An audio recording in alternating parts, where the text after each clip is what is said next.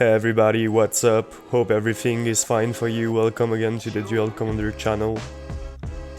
Today we're gonna talk about a competitive build for one of the most iconic Sultai commander, Sidisi Tyrant. This deck is really interesting because it resolves around a very fun mechanic of magic, self-mill. We are trying to abuse the Sidisi trigger ability in order to create massive boards of zombies or place tools that will sculpt or graveyard as an additional hand to play cards or create value generating options. The first game plan of this deck is to ramp really fast. For this, we especially like tools that allow you to self-mill because once you have enough mana it keeps generating value.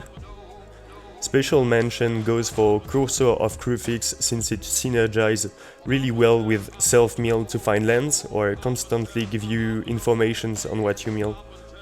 But what's really interesting in this brew is that it's not the classical CDC good stuff you all know.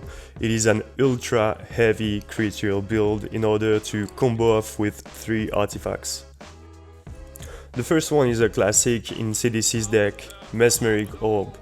Mesmeric Orb's trigger are independent. In addition of constantly milling you, that means that when you untap 3 lands and 1 mana dork, for example turn 4 with CDC on the board, if you're lucky enough to hit 4 creatures on top of your library, you will create 4 zombies token and put 8 power on the board for free.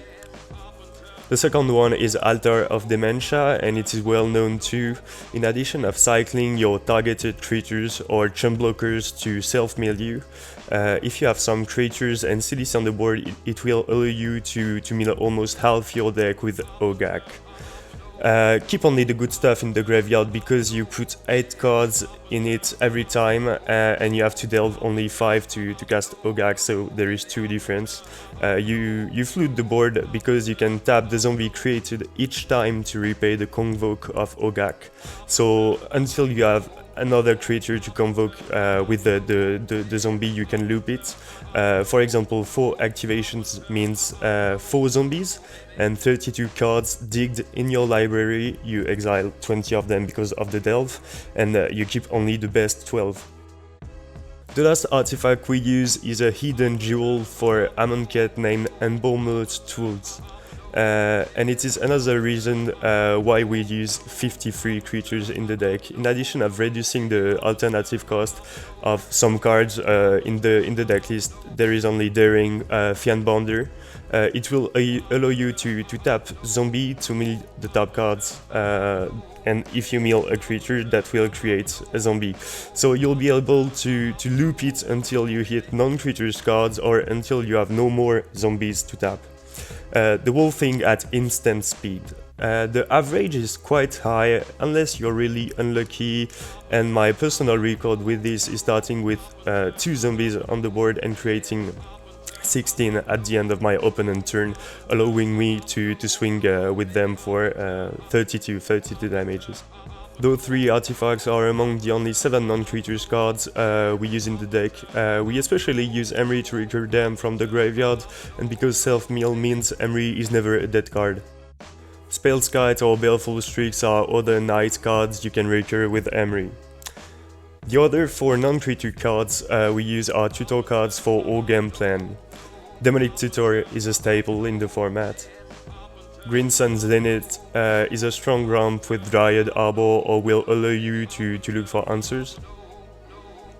Survival of the Fittest allow boosted plays such as discarding Bloodghast to look for Vengevine, paying another green, discarding Vengevine to look for Wonder, discarding Wonder and look for Hogak, and so on at instant speed. That's crazy. Life from the Loam Dredge ability is busted too and allow you to hit your land every time.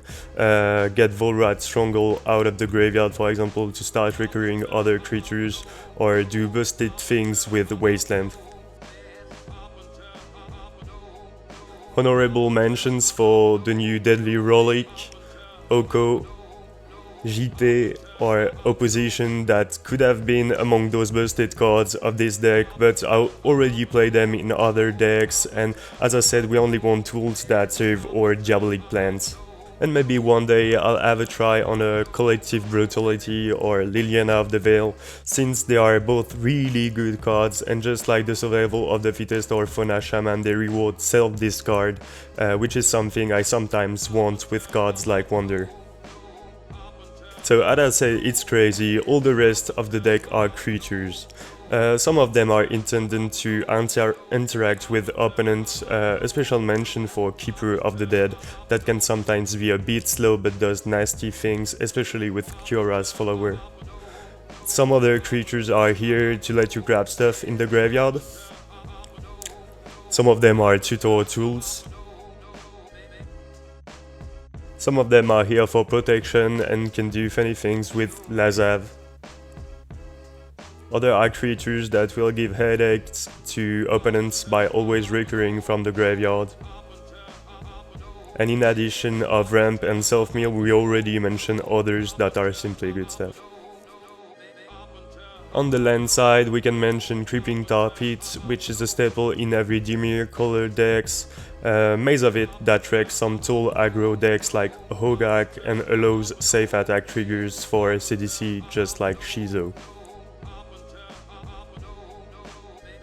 To sum up, I really like this deck because it can create absolutely massive boards in a blink of an eye, and watching your opponent starting to understand how the deck works and the power it's hiding has no price. Smashing with Sidisi and milling a Wonder, for example, before blockers are declared. Hitting 2 creatures on a Jedlight Ranger's exploration with Sidisi on the board will drop 8 power on the board for 3 manas. Sidisi ETP always gives you the fuel to delve and convoke Ogak, and with Avengevine in the graveyard you will pop 17 power on the board for 4 manas. This deck is crazy. Furthermore, this deck is quite challenging to play since there is a lot of tools, tutors and tricks at your disposal, and the learning curve is quite real. One small tip I can give you today is don't be afraid to get CDC out fast, even without protection, since if she enters the battlefield she will create value, unless she's countered, of course. Sometimes don't be afraid to put CDC in the graveyard, because with Delve or Escape mechanics you have plenty of tools to move it into exile and put it back to the command zone, saving you 1 card in the graveyard, for example. Thank you for watching, hope you like this content, let us know what you think about it. Do you have any suggestions? Go check the tapped out page to discover how the deck has performed so far, and how it has evolved the past year, and what cool tools you can bring it into to brew your own CDC deck. See you soon on the Duel Commander channel.